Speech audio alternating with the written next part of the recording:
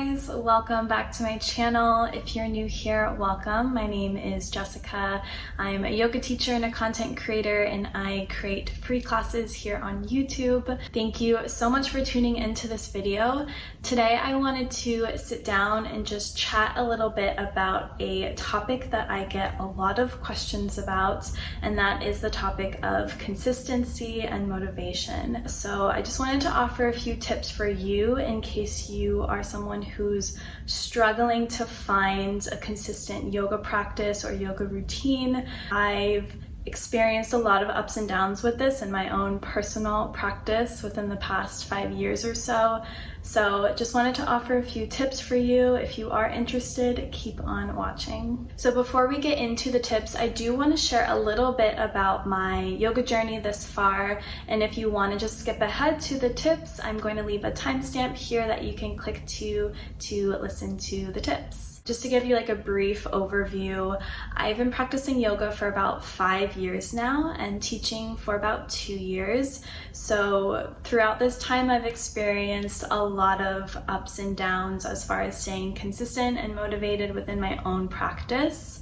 I would say within the first 2 years of practicing yoga, I was super committed and super motivated. Like I had no issues with finding inspiration to come on my mat and practice. A lot of the inspiration that I found was actually through social media. So I was connecting with a lot of yoga people online through Instagram and watching YouTube videos. I was like super excited to practice and get on my mat every single day.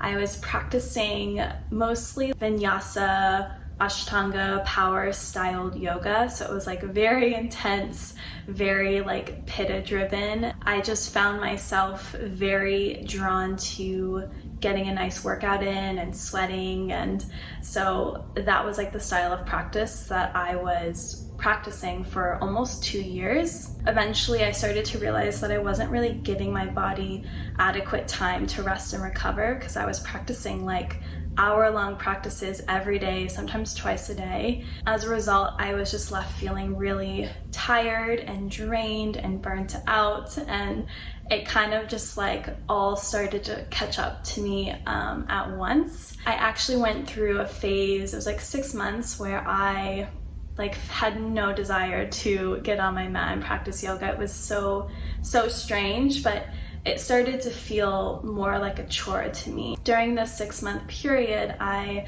took a break from practicing yoga. At the time, I was sharing a lot of my practice on Instagram, and I took a break from social media and decided that I wanted to do a yoga teacher training. So I signed up for my 200-hour in Charlotte, North Carolina, which is where I'm from, and I did my 200 hours and was completely life-changing. I've talked about this in my Q&A video, but I was just introduced to different styles of yoga. I was introduced to restorative yoga and yin yoga. I started learning about meditation and pranayama and Ayurveda. It really just like sparked this new inspiration for me. And so like during this time, I started realizing like there was so much more to yoga than just asana or getting on my mat and practicing these postures. After my teacher training, I started coming back to a more consistent self-practice and practicing every day, but not just physical asana, and I'll talk about that a little bit later on. I started implementing more tools and techniques that I learned in my teacher training so that I could find a more balanced and a more sustainable practice, because I realized the way that I was practicing before, it just wasn't sustainable long term, which is why I felt so burnt out towards the end of those 2 years. But yeah, so now I feel like my yoga practice is very well balanced. So I have 6 realistic tips that I want to share with you to help you create and maintain a wholesome and well-balanced yoga practice. So my tip number one for you, this is probably the most important tip, is to find your intention. So an intention is basically something that you want to cultivate or amplify more of, either on your yoga mat or in your day-to-day life.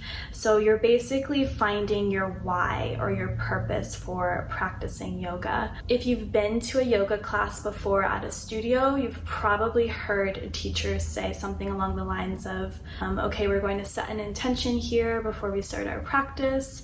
I feel like that's such a great habit to get into, not only in your yoga practice, but with anything that you do in life. I feel like setting an intention really helps you live a life more with purpose and with meaning. If you're struggling to figure out what your intention is, one question you can ask yourself is, well, how does yoga make you feel? Or how do you feel after practicing yoga? So for me, I know that yoga makes me feel more calm and at peace with myself. So that's one of the biggest reasons why I have a daily and consistent yoga practice.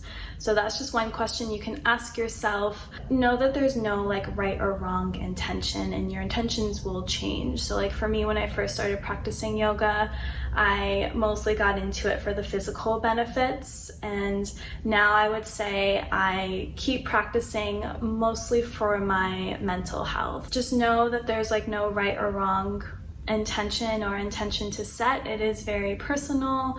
I do recommend being very specific with your intention, and then once you have your intention in mind, write it down somewhere, so if you forget about it, you can come back and remind yourself of why you're practicing yoga and why you want to make it more of a consistent habit.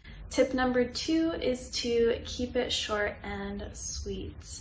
So I think one of the most common excuses we all tend to make up or hear is that we don't have enough time for something, when in reality, if something is important to you, you're going to make time for it. This was something that I kind of struggled with in the beginning of my practice, was just this mindset of it's all or nothing. I thought if I couldn't fit in an hour-long sweaty yoga class that I shouldn't practice at all, which is insane because nowadays, sometimes I will only practice for 10-15 minutes, and I end up feeling amazing, even better than when I was sometimes practicing these hour-long classes. I really started to learn to listen to my body and to listen to what my body is telling me it needs, and sometimes that is just 5-10 minutes of restorative stretches versus an hour-long sweaty session. So some days you will benefit from keeping your practice short and sweet, and I think it's really important to disregard that all or nothing mindset if that is a mindset that you have. Keep it short and sweet. It doesn't have to be a long, extravagant, fancy practice. It can be very simple, but just keeping that in mind, I think, will really help you keep a more consistent and regular practice. Tip number 3 is to stick to a schedule. So this is about setting aside time each day, or however often you want to practice, that you can dedicate to your yoga practice. And this is going to look different for everyone, right? We all have different lives, different schedules, different routines. So I'm not here to tell you you need to wake up at 4 a.m. every day to get on your mat to practice, because I know that's just not realistic for some people. And I also don't believe that there's a right or wrong time of day to practice yoga. I think that's really a personal preference, and whatever time works best for you is the best time. What I would recommend is just looking at your schedule and just figuring out what days work best for you, and then just figuring out what time of day works best for you.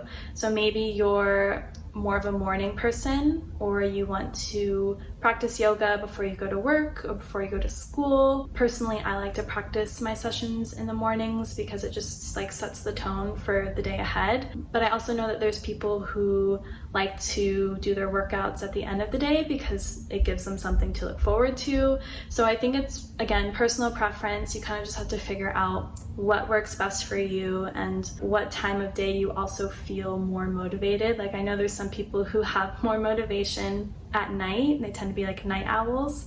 So just figure out what works best for you. Another thing that can help is to have a planner and just writing down what days you want to practice, and then just scheduling everything else around your yoga session so that you're really making your yoga practice a priority. Tip number 4 is to find inspiration. So this is a fun one, and there's so many different ways you can go about finding inspiration.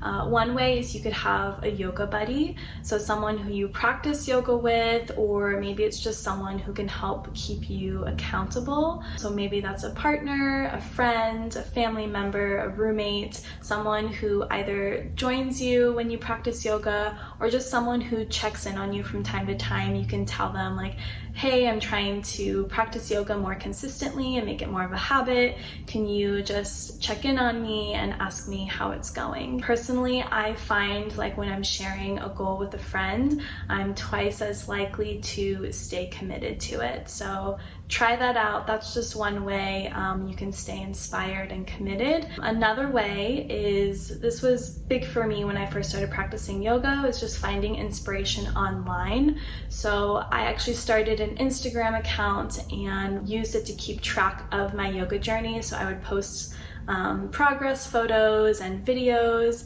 and it was just like a really fun way to see and watch my practice grow and develop. And it's also a really cool way to meet other yogis online. For me, like I've been able to meet so many people from all around the world just through social media, not even Instagram, but I think I was using Tumblr at the time, and then obviously, you know, YouTube now. So there's so many different ways you can find inspiration online. There's also like yoga challenges you can do through Instagram or even YouTube. So keep that in mind. I know some people don't really like social media, but I think as long as you're using it in a very healthy and mindful way, you can actually use it as a tool to help you grow. So obviously, you know, try not to use it in a way where you're like comparing yourself to other people, because I know that's an easy trap to fall into, but you can use social media in a healthy way and in a way that will keep you more inspired and motivated in your practice. So another really fun, simple way you can keep yourself more inspired, especially if you practice yoga at home, is to have a specific like home yoga space. So just like a little corner, maybe it's a room that you can solely go to practice yoga. This is like really important for me, just making it really like homey and inviting. In my space, I like to have a lot of natural light. I've decorated it with plants, and I actually sometimes keep my yoga mat rolled out already, just so it's like one less thing I have to do. It's easier to come on my mat that way. I don't know, it works for me, might work for you. But yeah, just having like a nice, cozy, and inviting space that you can go to every day or however often you want to practice, I feel like really makes a difference. Tip number 5 is to try a new style. So this is something I talked a little bit about earlier when I was sharing my own experience and journey with yoga, especially within those first 2 years of practicing. I really just stuck to power, like vinyasa yoga, and then I was introduced to yin and restorative and started implementing some of those techniques into my home practice. So like for me personally, I just feel like it's great to try different styles of yoga. Even if you try something and you find out that it's not something you like or want to keep doing, that's okay. At least you tried it and learned that, you know? And I know that there's some teachers and probably students who disagree with me on this and who like to stick to just one style of yoga, and that's okay. I think like whatever works for you, and I think everyone is different. So if there is one style of yoga that you like and you want to stick to it, then great. But if you're someone who's like struggling to be consistent with your practice and you've only done like one style, try something new. Like try yin or try power, just try whatever you haven't done before, and then just see how that shifts your personal practice. And then another thing is, if you're someone who is solely just practicing asana or like the physical postures, maybe you've done like all the styles there are to yoga, but maybe you haven't looked at like pranayama or meditation, and maybe that's something you would want to dive into. I highly recommend just exploring that on your own. There's lots of videos on YouTube, practices online that you can kind of look at, even books that you can read. Maybe you want to do a teacher training. That's what I did. But yeah, there's just so many different things that you can learn to kind of keep your practice more interesting. Another thing is, I feel like with having a home practice, it really gives you the opportunity to learn more about how to listen to your body and to give it what it needs.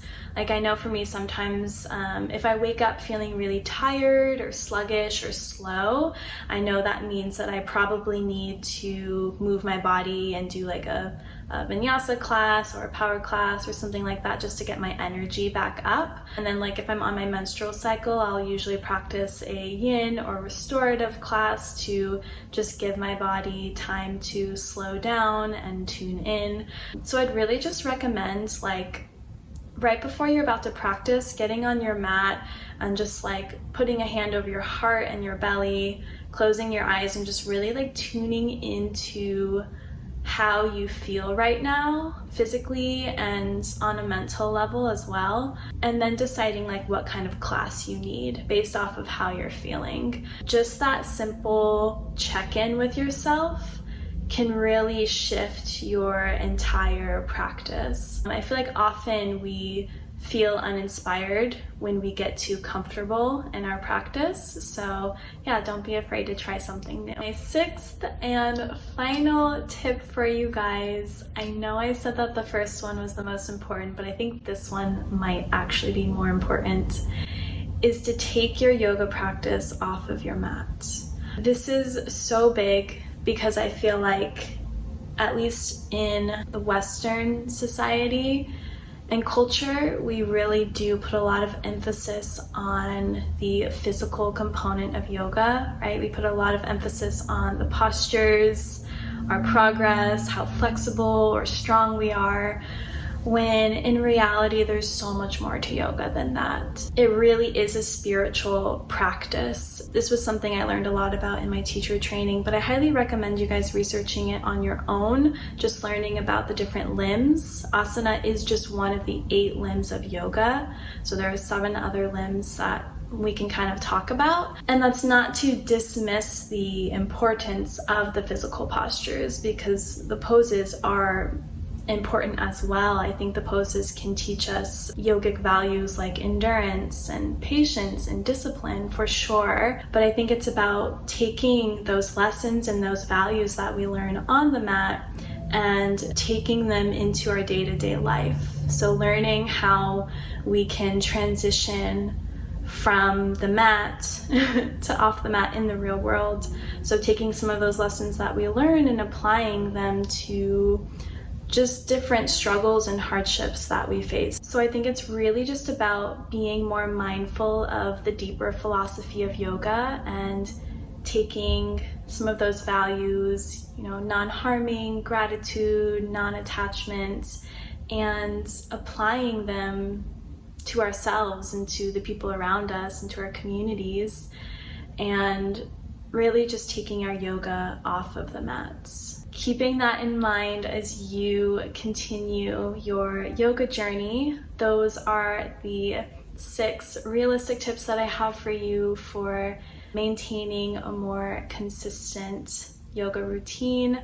I hope that this helps you stay more motivated. I hope that these tips are helpful, and let me know if you guys like these types of videos where I sit down and kind of just talk, maybe answer some questions.